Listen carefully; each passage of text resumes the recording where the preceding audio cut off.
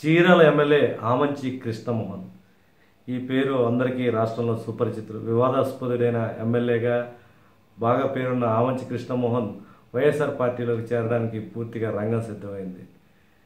గతంలో డైరెక్ట్గా మీడియా అధినేతలనే ఢీకొన్న వ్యక్తిగా ఆమంచి కృష్ణమోహన్కి రాష్ట్రంలో అందరికీ బాగా తెలిసిన వ్యక్తి. ఎన్టీవీ, టీవీ9 అధినేతలతో నేరుగా తలపడి వాళ్ళ వ్యక్తిగత జీవితాలను కూడా ప్రస్తావించి ఒక సంచలనానికి తెరతీసిన వ్యక్తి కృష్ణమోహన్ ఎందుకు వైసీపీలోకి వెళ్తాడు అని అనుకోవడానికి కారణాలు ఏంటి, ఆయన ఎందుకు వెళ్లాల్సి వస్తుందనే విశ్లేషణ సంబంధించి మనతో సీనియర్ జర్నలిస్ట్ కృష్ణ సాయిరామ్ గారు పంచుకోవడం సిద్ధంగా ఉన్నారు. ఆయన విశ్లేషణ అడిగి తెలుసుకుందాం. ఎందుకు కృష్ణమోహన్ ఆ వైపుకి వెళ్తున్నాడు, వైఎస్ఆర్ పార్టీ వైపు వెళ్ళడానికి కారణం ఏంటి, ఆయన నెగ్గడానికి ఎంతవరకు ఛాన్సెస్ ఉన్నాయి అక్కడ?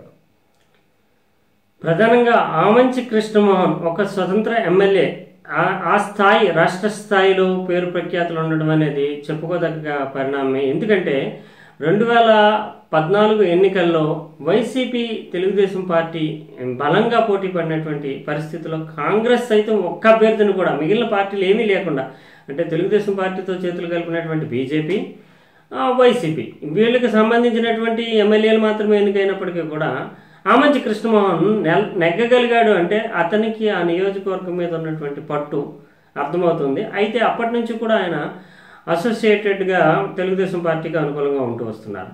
అయితే తెలుగుదేశం పార్టీ నుంచి ఈయన బయటికి వెళ్ళి వైసీపీలో చేరడం ఎందుకు జరుగుతుంది అనేది నియోజకవర్గంలోనే కాకుండా రాష్ట్ర వ్యాప్తంగా కూడా చర్చనీయమవుతుంది. ప్రధానంగా తెలుగుదేశం పార్టీ అధినేత లేదా తెలుగుదేశం పార్టీ నాయకత్వము డ్యూయల్ గేమ్ తనతో ఆడుతోంది అనేటటువంటి అనుమానం ఒకటైతే, రెండు ఇప్పటికీ 2 సార్లు ఎమ్మెల్యేగా ఎన్నికయ్యి 3వ సారి ఎమ్మెల్యే ఎన్నిక అవడానికి సిద్ధంగా ఉన్నటువంటి ఆమంచి మంత్రివర్గం పైన కూడా మంత్రి కావాలనేటటువంటి ఆశ ఆలోచన కూడా ఆయనకి ఉంది అనేది. అందువలన ఈయన పొలిటికల్గా రాజకీయ వాతావరణాన్ని పసికట్టడంలోని, తర్వాత వేవ్ ఎటువైపు ఉందో గ్రహించడంలోని కూడా దిట్ట అని చెప్పుతూ ఉంటారు అతని అనుచరులు. అందువల్ల వైసీపీకి ఒకవేళ రేపొద్దున నెగ్గిన తర్వాత వెళితే ఉండేటటువంటి స్థానానికి, ముందుగా ఖర్చు వేసుకుంటే వచ్చేటటువంటి స్థానానికి మధ్యలో కొంత తేడా ఉంటుంది. ఎందుకు ఖచ్చితమైనటువంటి ఒక ప్రాధాన్యం అనేది పొందగలుగుతాము. అందువల్ల వైసీపీకి కూడా కొంత ఎడ్జి తీసుకొచ్చినట్లుగా అవుతుంది. తర్వాత జనసేన అటువైపు కాపు సామాజిక వర్గం ఎలాగో కూడా జగన్ వైపు ఉండేటటువంటి అవకాశం లేదు. అందువల్ల తాను ఉండడం వల్ల కాపు సామాజిక వర్గంలో ఒక బలమైన నేత మన వైపు వచ్చాడని వైసీపీలో కూడా ఒక ప్రభావం ఉంటుంది. ఇది నాకు పార్టీ పరంగా ఎడ్జ్ వస్తుంది అని తన అనుచరులతో చర్చల సందర్భంగా ఆయన చెప్పినట్లుగా చెప్తున్నారు. ప్రధానంగా తెలుగుదేశం పార్టీకి సంబంధించి ఒక ఎజెండాని ఆయన పబ్లిక్లోను అనుచరుల ముందుకు తీసుకొచ్చారు.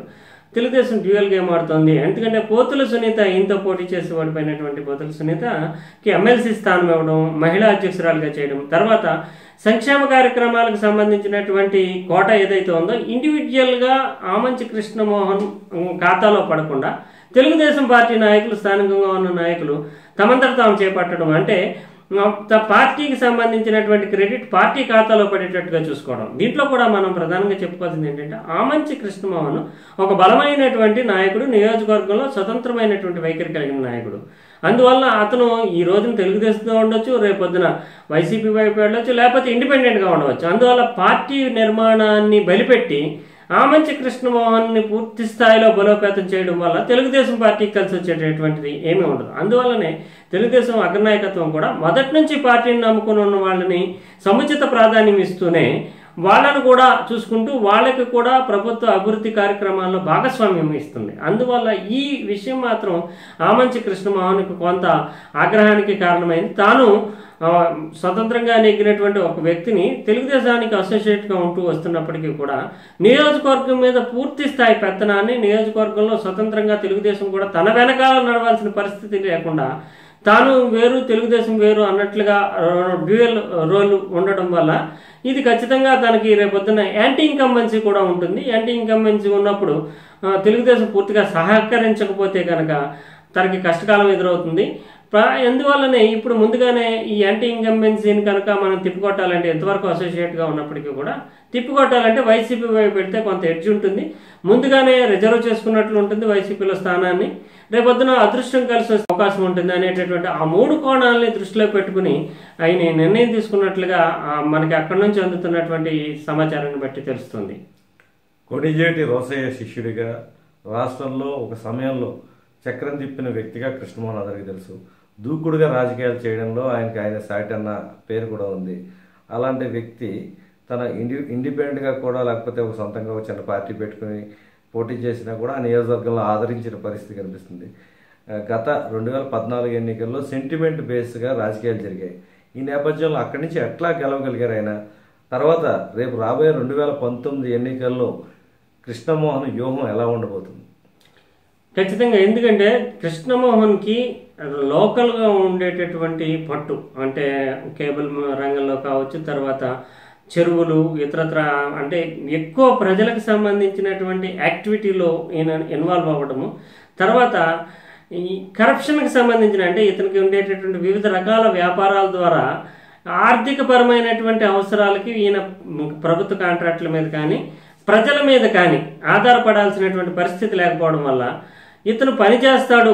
కరప్షన్ అనేది తక్కువగా, అంటే కరప్షన్ అంటే ఆయన చేసుకునేటటువంటి వ్యాపార కార్యకలాపాల్లో వచ్చే నిధులే కొన్ని కోట్ల రూపాయలు ఉండడం వల్ల ప్రజల మీద పడి దోపిడీ చేస్తాడు అనేటటువంటి భావం లేదు. అది ఒక బలమైనటువంటి అసెట్గా ఉంది. తర్వాత అవసరాన్ని బట్టి తను ఎంతవరకు అన్నా వెళ్ళి తన అనుచరులను కానీ తర్వాత చేయాలనుకున్నటువంటి పని కానీ చేస్తాడనేటటువంటి ఒక భావన ఉంది. అందువల్లనే ఆ క్లౌట్ అనేది ఆ నియోజకవర్గంలో కొనసాగుతూ వస్తుంది. తర్వాత ఇచ్చిన దానికి కట్టుబడి ఉంటాడు అనేటటువంటి ఒక భావన కూడా ప్రజల్లో వ్యాపించి ఉంది. ఇంకా మీడియా తన చేతిలోనే ఉండడము, తర్వాత ప్రాంతీయ స్థాయి మీడియా ఏది కూడా ఆయనకు వ్యతిరేకంగా వెళ్ళలేని పరిస్థితి, అంటే కేబుల్ రంగం మీద అక్కడ చీరాల ప్రాంతంలో ఆయనకు పూర్తి స్థాయి గుత్తాధిపత్యం ఉండడం వల్ల మీడియా కూడా ఎప్పుడు ఏం చేసినా కూడా కృష్ణమోహన్కు వ్యతిరేకంగా వెళ్ళేటటువంటి పరిస్థితి లేదు. ఆ రకంగా చూడాలంటే సమాచార మాధ్యమాల్ని నియంత్రిస్తూ ఉండడము, ప్రజలకు అందుబాటులో ఉండడము, సందర్భాన్ని బట్టి సమయానుకూలమైనటువంటి వ్యూహంతో వెళ్ళడము. ఉదాహరణకి తెలుగుదేశం పార్టీ అధికారంలో ఉంది, తాను స్వతంత్రంగా పెట్టుకున్నటువంటి పార్టీ ద్వారా స్వతంత్ర అభ్యర్థిగా ఉన్నటువంటి వ్యక్తి అయినప్పటికీ కూడా పనులు కావాలంటే తెలుగుదేశంతో కలిసి నడవాలి.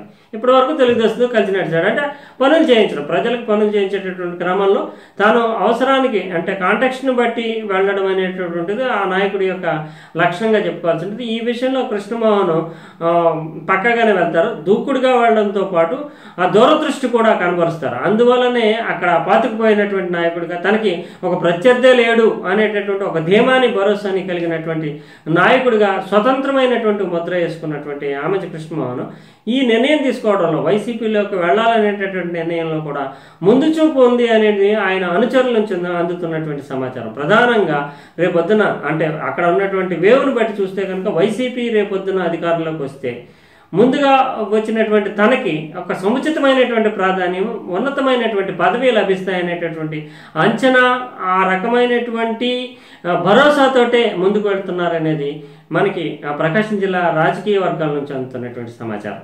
కృష్ణమోహన్ జనసేనలోకి వెళ్ళకపోవడానికి కారణాలు ఏంటి? జనసేన నుంచి ఆఫర్స్ ఇంకేం రాలేదంట. అంటే జనసేన అనేది లీడర్ సెంట్రిక్, అంటే జనసేనాని పవన్ కళ్యాణ్ నాయకత్వంలో పనిచేయడానికి ఈయనకి ఉండేటటువంటి అభ్యంతరం అనే దానికంటే కూడా జనసేనలో తనకి ఎంతవరకు సముచిత ప్రాధాన్యం లభిస్తుంది. జనసేనాని కేవలం కాపు సామాజిక వర్గం నుంచి చెందాడు కనుక హక్కును చేర్చుకునేటటువంటి పరిస్థితి లేదు.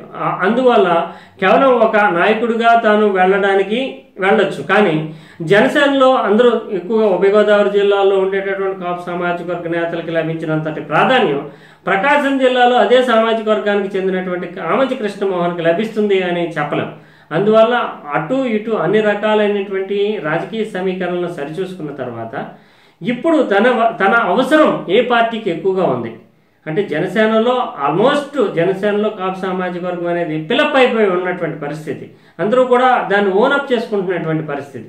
ఇప్పుడు తన అవసరము నిజానికి జనసేన కంటే కూడా వైసీపీలో అయితే వైసీపీకి తన అవసరం ఉంటుంది, వైసీపీలో తనకి ప్రాధాన్యం పెరుగుతుంది. అందువల్ల ఆ పొలిటికల్ ఈక్వేషన్లో మాత్రం వైసీపీ వైపు మొగ్గు చూపాడని చెప్పాల్సి ఉంటుంది.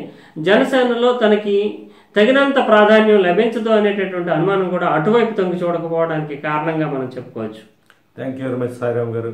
ఇది ఆమంచి కృష్ణమోహన్ రాజకీయ మార్పుకు సంబంధించిన అంశానికి సంబంధించి మరిన్ని వివరాలు చాలా బాగా చక్కగా చెప్పిన సాయిరామ్ గారికి ధన్యవాదాలు తెలియజేస్తూ మరిన్ని విశేషాలు తెలుసుకునే ప్రయత్నం మళ్ళీ చేద్దాం. అంతవరకు సార్ నమస్తే.